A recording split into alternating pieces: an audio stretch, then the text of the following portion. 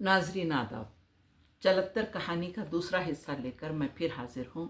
उम्मीद है पहला हिस्सा आपको पसंद आएगा और दूसरा हिस्सा भी आप सुनकर हिज उठाएंगे। चचा सारस मछलियों ने आपस में मशवरा किया और अपने शक का इजहार करते हुए बोली, चचा सारस, हम तुम पर कैसे एतमाद कर सकती हैं, क्योंकि तुम तो शुरू ही से हमें खाते आ रहे हो और हमने तो यही सुना है कि बगला भगत हम सादा लुह मछलियों के कभी दोस्त नहीं रहे और न हो सकते हैं। वो तो अपनी चोंच में मछली पकड़ते ही इसलिए हैं कि उसे खा सके। या तो तुम मजाक कर रहे हो या फिर तुम्हारी ये कोई चाल है। सारस ने उस पर अपने पर इस तरह समेटे कि वो देखने में और ज्यादा बगला भगत नजर आने लगा और फिर पंडितों की सी मतानत से बोला, ऐसा मत सोचो, मैं कोई आम सारस नहीं हूँ। मुझे तो कुदरत ने इसलिए भेजा है कि मैं तुम्हारे काम आ सकूं और तुम लोगों को आने वाली खौफनाक तबाही से मुक्त कर सकूं।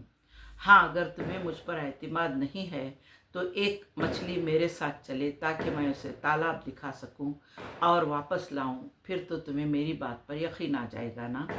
मछलियों ने एक बार फिर आपस में मशवरा किया और तय किया कि सारस मतीन और ईमानदार लगता है। उन्होंने इस इम्तिहान में डालने के लिए एक कम अहम मछली को, जो हर वक्त खिलवाड़ में रहती थी, उसके साथ भेजने का फैसला किया और उसे किनारे की तरफ धकेल दिया। सारस ने गर्दन झुकाई, मछली को चोंच में पकड़ा और पर फैलाए। वो उड़कर उस तालाब के किनारे बुलंद बाला दरख्त की ऊंची तरीन शाख पर पहुंचा। वहां से वो बड़ा तालाब पूरा नजर आता था, जिसकी सतह आप कमल के फूलों से ढकी हुई थी। मछली उस तालाब को देखकर बहुत हैरान हुई। हस्बे वादा सारस उसे ले उड़ा और वापस खुश्क होते तालाब की तरफ वापस आया। मछली को पानी में छोड़ दिया। नन्ही मछली ने बाकी तमाम मछलियों को दूसरे तालाब का सारा अहवाल बताया, जिस पर सब ने में खुशी की लहर दौड़ गई और हर एक मछली सबसे पहले जाने के लिए बेताब हो गई। पहले कौन जाए, इसके लिए उन्होंने क़रा अंदाजी का सहारा लिया। इत्तिफाक ऐसा हुआ कि पहला क़रा उस मछली के नाम निकला जो सारस के साथ पहले भी गई थी। सारस उसे लिए कमल तालाब की तरफ गया और उसके पास पहुंचकर एक दरख्त की शाख पर बैठा और मछली को पानी में फेंकने की बजाय उसे मारा, उसका गोश्त खाया और हड्डियां जमीन पर गिराकर वापस चला आया। फिर वो दोबारा एक मछली को चोंच में पकड़ कर ले जाता, उसका वही हशर करता जो पहली का किया था, यहाँ तक कि उसके खुश्क होते तालाब की सारी मछलियाँ ख़त्म हो गई। उसका पेट मछलियों के गोश्त से इतना भर चुका था कि अब उससे उड़ा भी नहीं जाता था। उसने ये सोचकर कि पुराने तालाब में तो कुछ बचा ही नहीं, वो वहीं बैठा रहा। अचानक उसकी नज़र पुराने तालाब की तरफ गई, जहाँ एक केकड़ा ज़मीन पर रेंग रहा था। तमा एक बार उस पर फिर हावी हुई और सारस को एहसास हुआ जैसे कि उसका शिकम पुर नहीं हुआ है। वो उड़कर केकड़े के पास गया और बताया, मैंने पुराने तालाब की सारी मछलियों को नए वाले तालाब में पहुंचा दिया है। तुम पुराने तालाब में अकेले रहकर क्या करोगे? अगर तुम चाहो तो मैं तुम्हें भी वहां पहुंचा सकता हूँ। केकड़े ने जवाब दिया, इस सारस ने बगला भक्ति से सारी मछलियां हड़प कर ली हैं और फिर भी इसका पेट नहीं भरा।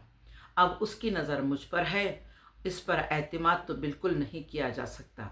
बहरहाल अगर उसने मुझे खाने की कोशिश की तो मैं उसका गला काट दूंगा।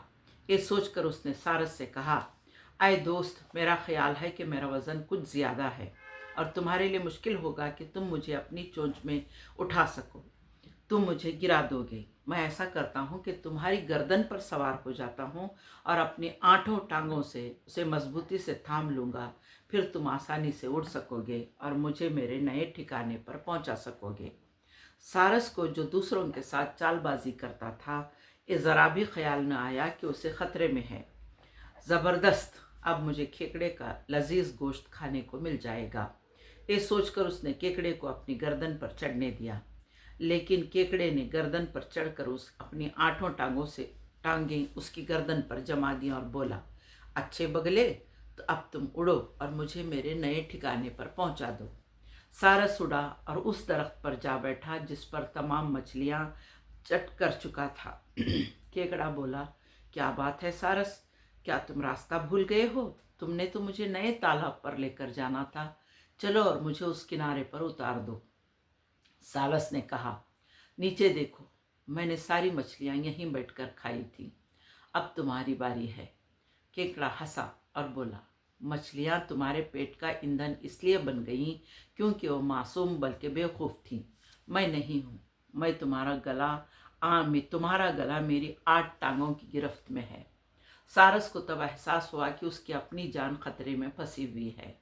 वो उड़ा और नए तालाब के किनारे आकर केकड़े को उतरने को बोला।